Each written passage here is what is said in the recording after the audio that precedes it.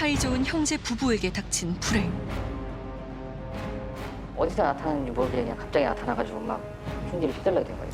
흉기를요? 어? 이쪽으로 도망갔는데 도망간 걸 그 가해자가 쫓아가서 찔린 거예요. 뭔가 상황이 좀 심각해 보이는데요. 천안에서 자신을 무시한다며 부부 두 쌍에게 흉기를 휘둘러 흉기를 휘둘러. 아내 두 명이 숨지고 지금도 솔직히 실감이 안 나요. 아직까지 전화하면 전화 받을 것 같고 좀 있으면 집에 올 것 같고. 야, 이게 무슨 일이에요, 참. 눈은 못 감았었어요. 요즘 감기 때만 해도 믿기지 않았어요.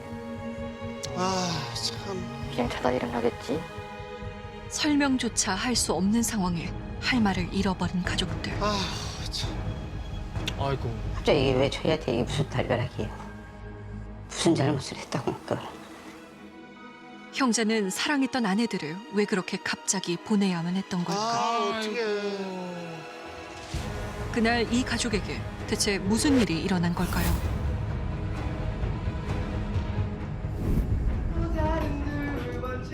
어린 나이에 결혼을 하고 지금껏 언제나 함께 해왔다는 현수 씨 부부. 세상에 둘도 없는 친구였던 그들은 12년이란 시간을 함께 지나오며 그렇게 엄마가 되었고 아빠가 되었습니다.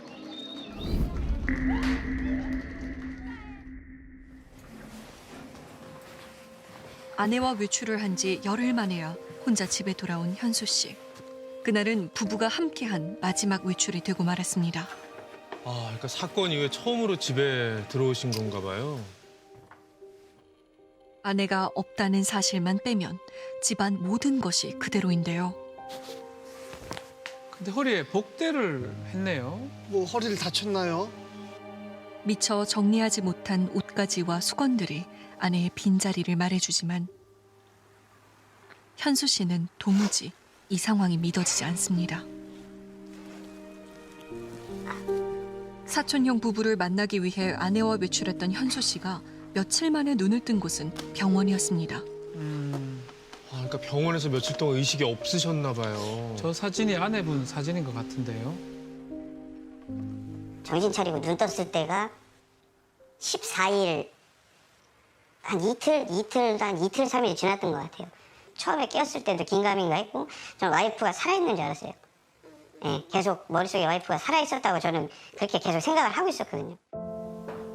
아니, 아이고. 제가 이제 장례식장에 없었으니까 아들이 저 대신 다 해줬다는데, 아유, 아빠 오기 전까지는 안 올 거라고 그랬다는데. 현수 씨가 병원에서 생사를 넘나드는 동안 아직 초등학생인 어린 아들이 아빠 없이 엄마의 장례를 치러야 했습니다. 아, 초등학생이요.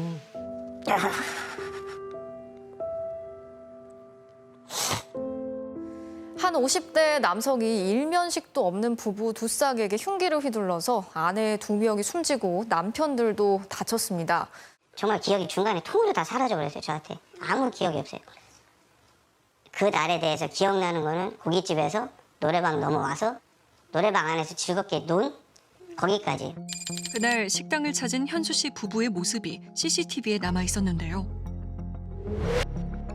평소 친형제처럼 지내던 사촌형 부부와 저녁 모임이 있는 날이었다고 합니다.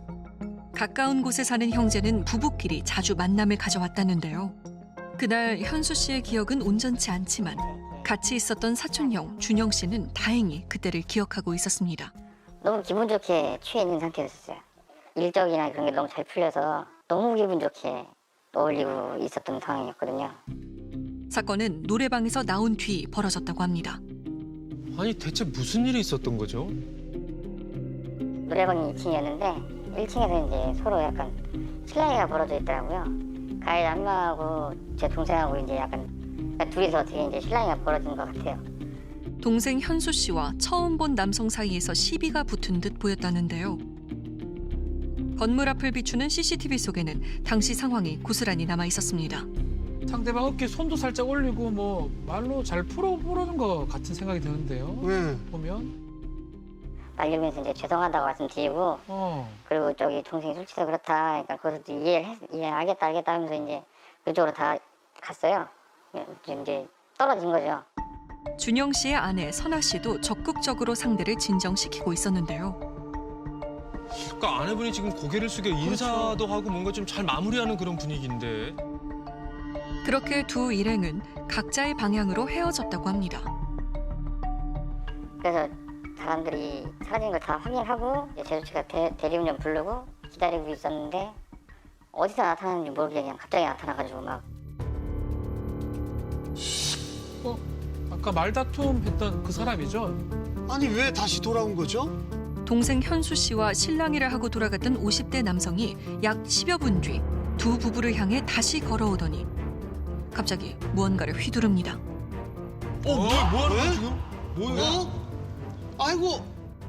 와가지고 제일 처음에 동생을 이제 복부를 찌르고 우리 와이프가 그걸 말리려고 다가서는 찰나에 와이프는 가슴을 찌르고 찔리는 거에 살 피해가지고 내가 팔 맞은 거거든요. 칼을 들고 돌아왔군요. 그때 제가 뒤에 넘어졌어요.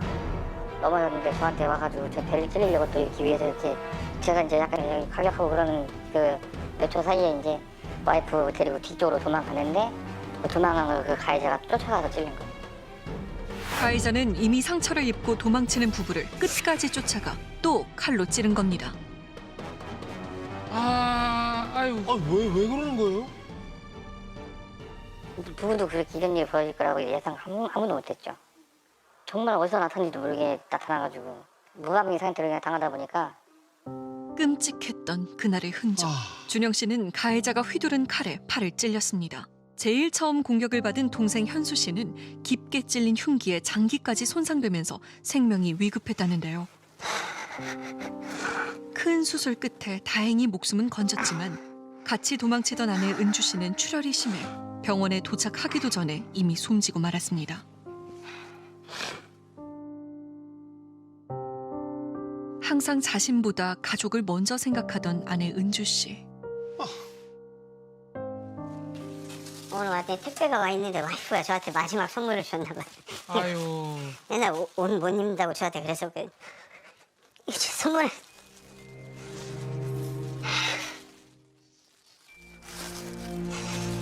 아내가 주문해둔 현수 씨의 옷은 마지막 선물이 되어버렸습니다.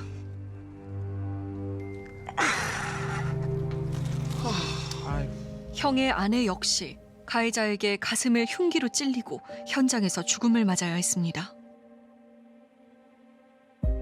부검 결과를 들었는데 처음에 찔릴 때부터 심장 칼이 닿아서 아유.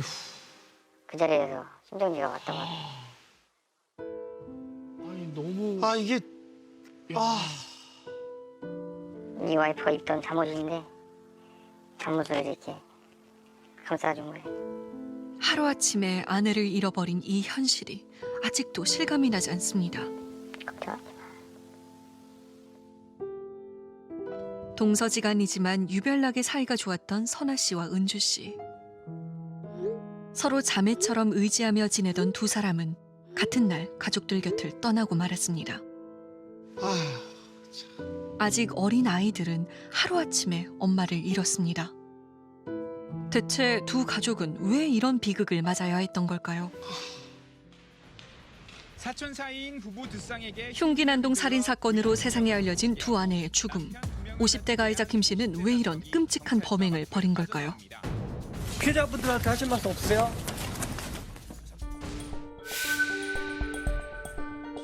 범행이 일어난 날 가해자 김 씨의 흔적을 쫓던 제작진은 그날 그가 저녁을 먹은 식당을 찾을 수 있었습니다. 어느 정도 마시는지 기억나세요?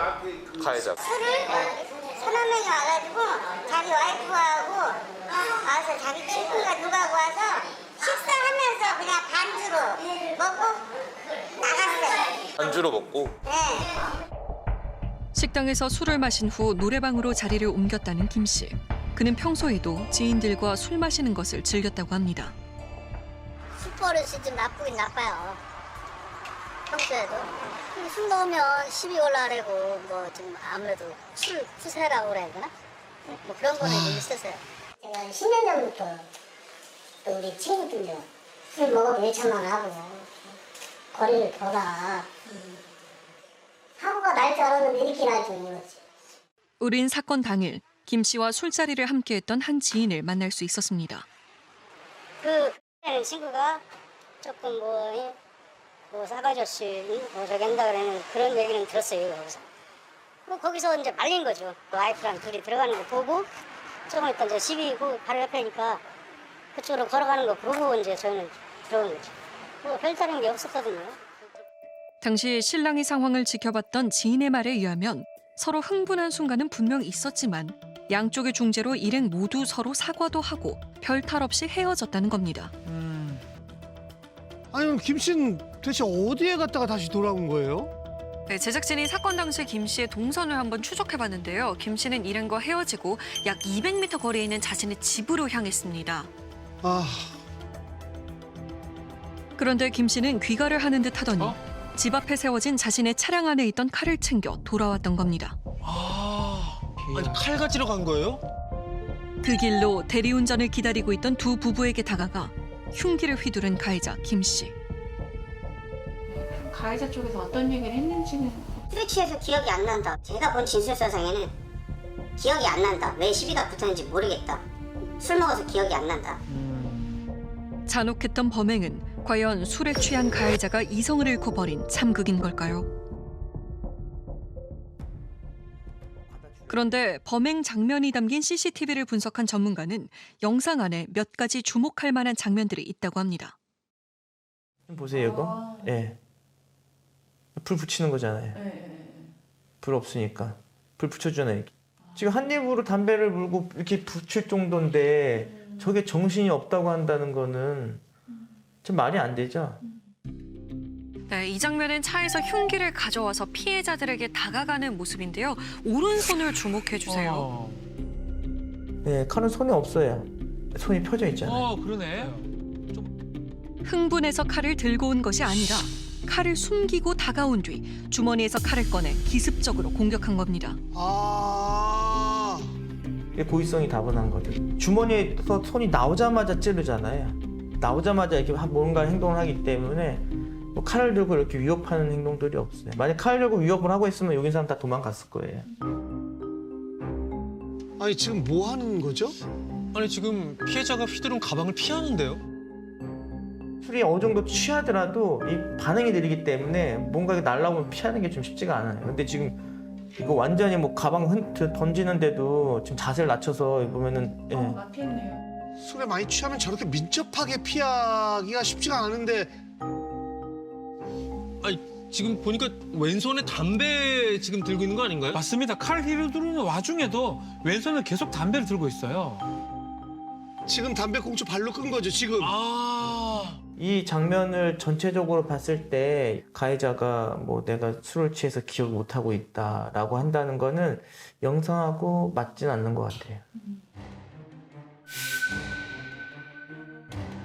그의 진짜 범행 동기는 무엇일까? 우린 사건 장소가 찍힌 도로의 CCTV 영상들을 모두 확보해서 살펴봤습니다. 우리가 주목한 건 가해자 김 씨의 추격전이었습니다. 도망가는 현수 씨 부부를 뒤쫓아가는 김 씨는 부부가 방향을 바꿔 달아날 때마다 끈질기게 따라 붙었습니다. 이야. 200m가량의 거리를 칼을 든 가해자를 피해 이리저리 뛰어다녔지만 다시 칼에 찔리고만 하네. 저렇게까지 한 이유가 뭐예요? 당시 지나가는 차량과 목격자도 있었지만 김 씨의 공격에 부부는 힘겨운 사투를 벌여야 했습니다. 지금 차들이 그냥 지나가네요. 야, 정말 안타깝습니다. 집요하게 쫓아오는 가해자를 따돌리기 위해 부부는 다른 방향으로 흩어집니다. 그리고 현수 씨는 범인을 자신 쪽으로 유도해 보는데요. 그런데 발걸음을 멈춘 김 씨가 잠시 고민하더니 현수 씨가 아닌 아내 은주 씨를 뒤따라갑니다. 아니 왜 아내를 따라가는 거예요? 아내분 지금 이미 많이 다친 것 같아요. 절룩거리잖아요. 이게 얼마나 공포스러웠을까요? 어딘가 들어가죠. 차 불빛이 있으니까 들어갔어요. 아, 정차된 차량이 마침 그렇죠. 있었네요. 근데 가해자 막 쫓아서 뒤따라갑니다. 어느 정차된 차량에 몸을 숨긴 듯 보이는 아내. 그곳에선 무슨 일이 벌어졌던 걸까요? 동네를 수소문해 그 시각 그곳에 차를 세운 차주를 찾아보기로 했습니다. 그리고 탐문 끝에 그날 현장에 있었던 차주를 만날 수 있었습니다. 오. 목격자는 사건 현장 인근에서 가게를 운영하는 한 씨였습니다. 그날 가게 문을 닫고 나오는 아내를 차 안에서 잠시 기다리고 있었다고 합니다. 어떤 상황을 목격했을까요? 여자분이 살려주세요, 살려주세요. 막 소리 지르면서 다가오는 걸 봤는데 어느새 내 차 뒷좌석을 탔더라고요. 그냥 차에서도 계속 혼잣말로 살려주세요, 살려주세요 하는데 나는 쫓기는 줄만 알았어요. 칼은 맞은 줄은 몰랐어요. 갑자기 한 씨의 차에 뛰어들어 운전석 뒷좌석에 몸을 숨겼다는 피해자. 곧바로 쫓아온 김 씨는 과격하게 뒷문을 열려고 했지만 문은 잠긴 뒤였습니다. 칼을 들은 거를 보았고 또 격분하게 또 나까지 찔릴 수도 있고 하니까 창문을 이만큼 열고 내가 얘기했어요. 뭔 일인지 몰라도 좀 진정하면 안 되는가. 그런데 그 순간 가해자가 보인 행동을 한 씨는 잊을 수 없었다는데요. 아는지라 여기 바닥이 좁잖아요. 아는 아이니까 후배니까 목내 인사를 하더라고요. 목날이요? 인사를 이렇게 안 정도면은 이야. 뭐야? 아이고. 흉기를 진짜? 들고 끔찍한 범행을 저지르다가 동네 선배에겐 정중하게 인사를 했다는 가해자. 믿을 수가 없네요, 진짜. 그런 그가 다시 은주 씨를 향해 입에 담을 수 없는 말들을 내뱉기 시작했다고 합니다. 그 유리를 통해서 막 욕을 엄청나게 하더라고요. 가혹하게 얘기를 했어요. 야, 씨X라. 그러니까 조딩이를 함부로 놀리고 다니지 말아야지. 씨X나, 왜 죽을 짓을 해? 그 얘기를 하더라고요. 은주 씨를 끝까지 쫓아가 이해할 수 없는 분노를 드러낸 가해자. 아직도 한 씨의 차량 안에는 미처 지우지 못한 은주 씨의 흔적이 남아 있었습니다. 차 안에 핏자국이 지금 분명하게 남아 있습니다. 아유. 출혈이 굉장히 심했던 것 같네요. 모르셨던 거잖아요, 저렇게.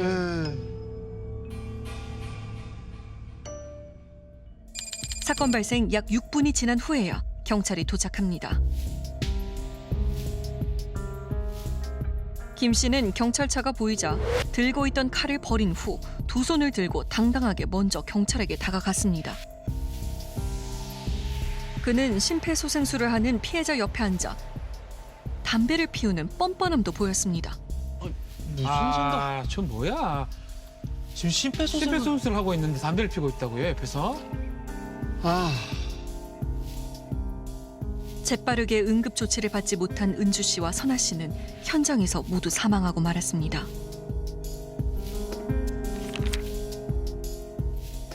한두 차례의 공격만으로 죽음에 이른 피해자들. 우린 특전사 출신 전문가에게 김 씨의 범행 수법에 대한 생각을 물었습니다. 3cm 들어간 거는 진짜 있는 힘껏 힘을 주고 찔렀다는 거예요. 아니면은 칼에 베였겠죠. 베이는 거에서 이제 멈췄겠죠. 피해자들은 모두 옆구리와 가슴 부위에 공격을 받았는데요. 형 역시 가슴과 목 공격을 방어하려다 칼에 팔을 찔렸습니다. 그런데 피해자들의 치명상 부위를 살펴본 전문가는 의문을 제기합니다. 모두 대표적인 급소라는 겁니다. 목. 그리고 내려와서 심장. 그리고 옆구리. 간을 찌르는 거거든요. 보통 일반인들은 그 칼을 손에 쥐어줬을 때 이렇게 그냥 정직하게 잡고 앞으로만 찌르려고 해요. 우발적인 거면 바로 복부나 그 배꼽 쪽 이쪽을 많이 찌르죠. 무기를 다룰 줄 아는 것으로 보이는 가해자는 특히 여성들에게 강한 분노를 드러내며 치명상을 입혔습니다. 그는 평소에도 지인들이 불편할 정도로 여성에 대해 왜곡된 발언들을 일삼아왔다고 하는데요. 사고 나기 전에 이틀 전에 무슨 이제 TV를 보는데 여기서 뭐 여자들 어떻게 나올 거 아니에요. 근데 다 죽여버려야 된다고. 사실 뭐 자식 키우는 입장에서는 당황스럽지. 이번 사건은 술김에 벌어진 우발적 범행이 아닐 수도 있습니다. 마치 피해자를 사냥하듯이 쫓아가서 분풀이를 하는 장면들이 나오는데 피해자가 여성입니다. 시비 다툼이 있었던 거는 남성이었거든요. 본인에게 모욕감을 주었고 창피를 주었기 때문에 그래서 나는 복수를 하겠다. 어쨌든 이 사건의 그 배경에는 왜곡된 성인지 감수성 때문에 특히 여성에 대한 어떤 복수심이 컸던 게 이 사건에서는 요인이 되지 않았나. 생일 축하합니다. 사랑하는 엄마의 생일 축하합니다.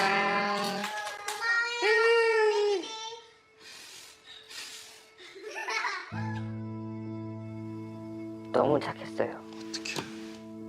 누구한테 손가락질 받을 일도 한 번도 한 적이 없고 너무나 착한 사람이었는데 못해준 게 너무 많으니까